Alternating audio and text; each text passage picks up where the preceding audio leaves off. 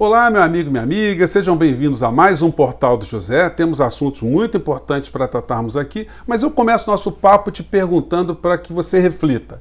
É possível você imaginar o que passa na cabeça de um criminoso? Como raciocina um criminoso? Um criminoso que tem sempre como objetivo um ganho patrimonial. O criminoso, no âmbito do patrimônio, ele quando tem sucesso, ele esconde patrimônio ou ele quer ostentar o patrimônio? Para ele faz sentido ser um ladrão, ser um desonesto, ser um criminoso e não mostrar para as pessoas o produto do crime, quanto ele está conseguindo acumular, o quanto ele tem de bens, o quanto ele tem de poder? Pois bem, vocês já sabem mais ou menos do que eu estou falando aqui no nosso portal de hoje. Se você está chegando, seja bem-vindo, se inscreva aqui no nosso portal. Aqui todos os dias nós analisamos os principais acontecimentos do Brasil. Se você gostar, compartilhe com seus amigos e não esqueça de dar o joinha e de mandar os seus comentários, as suas críticas, porque são sempre lidas e são sempre consideradas aqui no nosso portal. Vamos seguir em frente. Gente, vários temas importantes no campo da saúde e da economia toda hora fazem com que a gente faça muitas reflexões, mas aí a gente é surpreendido por um ato, que é um ato de criminalidade e ostentação. Porque ninguém vai conseguir justificar o comportamento do Flávio Bolsonaro na compra de imóvel de 6 milhões de reais nesse momento que a gente está vivendo aqui no Brasil. A gente poderia percorrer aqui pelos canais e mostrar a mansão do Flávio Bolsonaro aqui por diversos ângulos, né? Muita gente tem questionado a estética desse imóvel, mas é um imóvel aqui gigantesco. Vocês imaginem o custo de se manter uma residência desse tamanho. Quantos funcionários serão necessários? Qual será o tamanho da conta de luz, a conta de água, o IPTU de uma casa como essa? E o Bolsonaro, o filho Bolsonaro, ele provavelmente achou que ninguém iria descobrir essa situação. É difícil a gente entender o que pensou esse indivíduo, porque para isso você tem que fazer aquele exercício que eu comentei com vocês logo no início. Como se comporta a cabeça de alguém que pratica crimes, de alguém que pratica atos imorais, atos ilícitos, alguém que não consegue explicar a origem do seu patrimônio. Então é difícil você raciocinar, você se colocar na pele de uma criatura. Somente ele e pessoas iguais a ele é que podem explicar para a gente o que aconteceu. Ele disse o seguinte: a maior parte do valor dessa casa está sendo financiada no banco, com uma taxa aprovada conforme o regimento familiar, como qualquer pessoa no Brasil pode fazer. Qualquer pessoa no Brasil pode comprar aquela casa.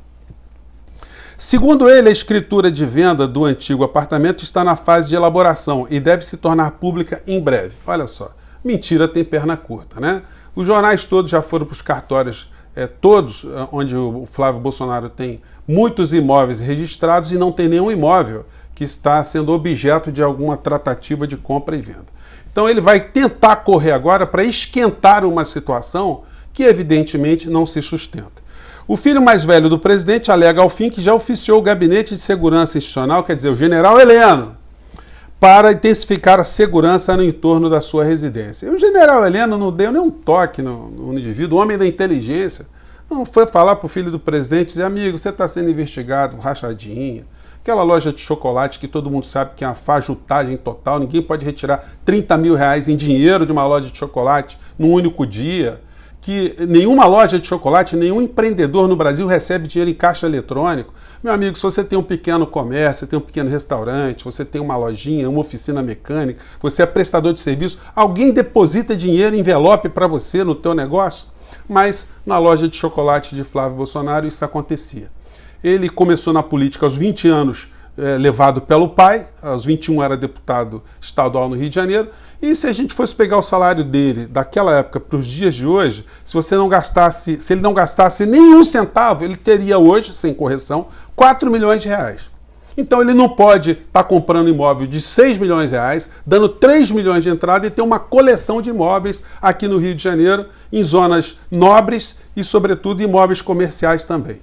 As transações envolvendo imóveis na família Bolsonaro, ela não vem de hoje. O Bolsonaro, no outro dia, num episódio desse de programa popular, de Casa Popular, onde o presidente da Caixa Econômica Federal estava lá, ele comentou que a família era muito pobre, o pai pagava aluguel, às vezes mudavam no único ano 3 vezes. O Bolsonaro devia ter um trauma de falta de imóvel e quando ele virou político, ele passou a comprar imóvel de uma tal forma incompatível com tudo que ele ganhou. E mais do que isso, as ex-mulheres de Bolsonaro saíram todas também carregadas de imóveis, sendo também mulheres de origem humilde, mulheres simples que também saíram desse casamento ricas para os padrões brasileiros. E Bolsonaro, na sua declaração de bens em 2018, fazia uma declaração aqui muito substancial, né, em termos de imóveis também, todos eles com valores declarados muito baixos, os valores de mercado são diferentes desses valores aqui. Para vocês terem uma ideia, ele declarou um imóvel no bairro de Banto Ribeiro em R$40 mil. O valor de venal desse imóvel é muitas vezes superior a isso. Tem aqui ações da Oi, Banco do Brasil, um micro-ônibus Mercedes-Benz, um imóvel na Rua das Flores, em Angra dos Reis também, por R$ 98.500, obviamente vale muito mais. Um Land Rover Freelander, cotas numa empresa, Banco do Brasil, caderneta de poupança, depois outro imóvel na Rua Lúcio Costa. Eu vou disponibilizar isso para vocês, porque isso é público, isso não é uma coisa, eu não estou fazendo nenhuma inconfidência aqui no meio dessa história. É difícil a gente, às vezes, achar no site do TSE, mas eu vou colocar o link para quem quiser examinar esses dados aí, para ver que eu não estou exagerando. Então, esse imóvel na Avenida Lúcio Costa, aqui no Rio de Janeiro, na Barra da Tijuca, de frente para a praia, por R$600 mil. O imóvel ali está custando entre 3 milhões e meio, 4 milhões e meio, 5 milhões de reais. Uma caderneta de poupança, na época, no valor de R$481 mil. O presidente, eu fico imaginando o seguinte, né? A manutenção para esses imóveis todos, os empregados para esses imóveis todos, IPTU para esses imóveis todos, né? Da onde ele arrumava tanto dinheiro com salário de deputado para sustentar essa estrutura, né? E vamos seguir em frente aqui. Mais uma casa na Avenida Lúcio Costa, são 2 casas, né? Essa aqui ele declarou por 400 mil, mas o valor venal da área é de 3 milhões, 4 milhões, por aí. Isso é fácil a gente comprovar. Um outro imóvel na SQSW 102 em Brasília, declarado também por 240 mil. Outro micro-ônibus Mercedes-Benz, um Toyota Corolla e mais aqui uma aplicação no Banco do Brasil. Então, o próprio presidente já tem uma vida repleta de transações imobiliárias. Os filhos sempre fizeram discurso a favor da moralidade e de se prender corruptos. Eu separei 2 vídeos aqui. Um que mostra que o filho do Bolsonaro, o Flávio e o Carlos, fazendo um discurso a favor da prisão em segunda instância. Se isso estivesse valendo, se ele não lutasse contra isso, se o pai dele não lutasse contra isso, ele já estaria com o pé dentro de uma carceragem. Vamos conferir aqui só para a gente ver a moral de um cidadão que compra uma casa de 6 milhões de reais sendo funcionário, servidor público, né? Vamos lá. Para também fazer a nossa parte, pedir sim o Lula na cadeia, que é lugar de bandido, né, atrás de voto, atrás das grades. Tudo que a gente está pedindo aqui hoje, essa multidão que está aqui em Copacabana, nada mais é que o Supremo continue entendendo que a prisão em segunda instância, ela é possível sim após segunda instância, por exemplo. Não aguardar o trânsito julgado. E se o Supremo mudar o seu entendimento, milhares de marginais, além do Lula, vão sentir a sensação de impunidade mais forte do que nunca. Então, ele estava defendendo aqui, né, que prisão em segunda instância, mesmo sem transitado e julgado, a pessoa teria que ir para o Chilindró, né? Será que ele é capaz de assumir o que ele disse ou agora mudou tudo, né? E outra fala dele aqui, que vai na mesma linha, onde ele torcia para o pai dele virar presidente da República porque as coisas no Brasil iriam mudar. Teríamos uma nação governada por gente honesta, né? Vamos ver o que ele dizia aqui a essa época. Vamos lá. O TRF4 toma uma decisão histórica que consagra o ex-presidente Lula como corrupto. É isso que o senhor é, um corrupto, ladrão. E você tem que responder, é na justiça, no judiciário, não é nas urnas. Se tiver que ir para as urnas, vai levar pau nas urnas também, de quem quer que seja. Então tiramos aí a lição de que a corrupção continua sendo um dos maiores cânceres, um dos maiores problemas que o nosso Brasil enfrenta hoje. E se você, assim como eu, também quer um Brasil diferente para melhor, sabe que temos que começar com um presidente decente. Um grande abraço a todos e fiquem com Deus. Um presidente decente? Não digo nem presidente, né, gente? Um pai decente, o que diria para um filho nessas circunstâncias? Além de xingar o filho, né? Filho, olha o que você está fazendo com o nome da família. Mas se tratando de nome de família Bolsonaro, qual é o ônus adicional que ele está levando para essa história? Não é? Essa história vai render muito, está causando muito desconforto, inclusive no povo da direita. O povo da direita está vendo as máscaras caírem um dia atrás do outro. O Brasil continua totalmente sem governo. O Brasil continua entregue ao vírus, entregue à doença, com o presidente falando mentira. E como eu digo a vocês, gente, o presidente faz live toda quinta-feira. Por que os meios de comunicação não pegam as lives e mostram as mentiras, os crimes que o presidente comete todos os dias? Ele fez propaganda da cloroquina anteontem, dizendo que na Coreia do Sul estão fazendo tratamento precoce com cloroquina. Isso é mentira. No dia de ontem, a Organização Mundial de Saúde disse que nem mais pesquisas com cloroquina são recomendáveis porque já se mostraram inúteis. E o presidente continua a estimular as pessoas a caminharem na direção da sepultura e os meios de comunicação não fazem nada, gente. Então, é como eu digo a vocês, não é birra, é chamar a atenção dessa cortina de fumaça que é jogada na cabeça do povo brasileiro todos os dias. Olha só como é que funcionam as cortinas de fumaça para a gente não perceber como é que nós estamos sendo roubados. Os jornais estão mostrando aqui para a gente os valores, os reajustes de combustíveis no nosso país. Muita gente até perguntou assim, professor, não está enganado não? Esse valor esse aumento de 41,2% do combustível, na gasolina, isso é nos últimos 12 meses? Não, é só no ano de 2021 mesmo. No ano de 2021 mesmo, em 60 dias, o diesel subiu 33,1%. Em 60 dias, o gás subiu 17%.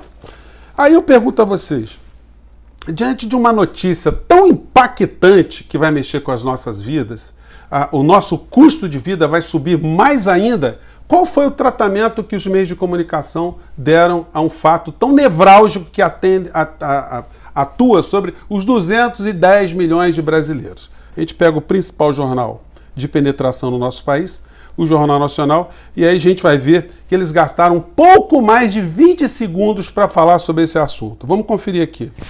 A Petrobras anunciou um novo aumento do preço dos combustíveis nas refinarias. Para as distribuidoras, o litro da gasolina vai custar, em média, R$ 2,60 a partir de amanhã, aumento de 12 centavos. O diesel, R$ 2,71, 13 centavos a mais. Os preços da Petrobras têm como referência o mercado internacional. Acabou a matéria. Acabou a matéria. Não foram entrevistar os motoristas de caminhão para saber qual vai ser o impacto disso na vida deles, os motoristas de aplicativo, os entregadores de comida que andam com a sua motocicleta, que pagam a prestação da sua motocicleta, as pessoas que vivem de atividades ligadas à comida, que vão ter um gás mais caro, a dona de casa, os pequenos empreendedores, as pessoas que fazem quentinha, o vendedor de pipoca na rua, enfim. Aonde estão as pessoas de carne e osso numa sociedade que está tendo esse tipo de assalto contra a nossa economia? Aonde está o ministro Paulo Guedes? Vocês viram o ministro Paulo Guedes? Está sumido há quase 10 dias. O homem que dizia que o gás ia baixar 40% em 2 anos. O choque da energia barata. Cadê o choque da energia barata? Só estamos tomando choque. E choque no nosso bolso. Então, gente, esses assuntos que eram assuntos para serem debatidos, esmiuçados, mostrados para o povo brasileiro, para que o povo brasileiro tenha uma consciência crítica e se movimente no sentido de pressionar o parlamento para que haja o impeachment do presidente da República, para que esse pessoal que está destruindo o nosso país, que eles sejam banidos da vida pública, para que a gente tenha pelo menos uma trégua até as eleições de 2022 para a gente escolher debater novos rumos no nosso país.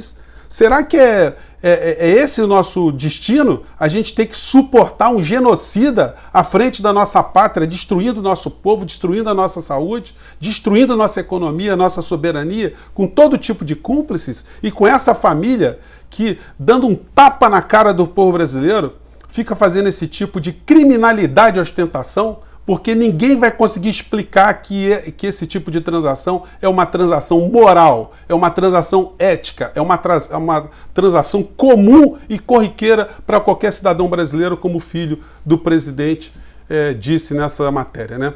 Os assuntos vão brotar. Muita gente está achando, inclusive, que o Flávio Bolsonaro vai escapar desse negócio da rachadinha, Mas não é bem assim, não. Eu vi outro dia aí um canal de direita dizendo que as provas contra Flávio Bolsonaro tinham sido liquidadas por conta da decisão do STJ. Isso não é verdade. Basta o MP solicitar de novo a quebra de sigilo, todo material que estava guardado dentro das instituições fazendárias virão à tona e o Flávio Bolsonaro não vai ter como explicar esse crescimento patrimonial. E não vai ter como explicar como uma pessoa que tem um salário de 22, 23 mil reais líquido vai comprar um imóvel gastando 18 mil reais, tendo que pagar energia elétrica, ter um monte de funcionário, ter IPTU, ter os gastos que aquela mansão necessita, né? Ou pelo menos para se manter, para ter a sua integridade enquanto mora alguém ali dentro. Gente, eu fico por aqui, espero ter jogado algumas reflexões para vocês, mas é muito difícil, né, você se colocar na mente de um criminoso, saber como um criminoso se comporta e por que ele se comporta e por que os criminosos gostam de ostentarem o produto dos seus crimes. Eu fico por aqui, gente. Um grande abraço. Vamos acompanhar os desdobramentos. Até lá.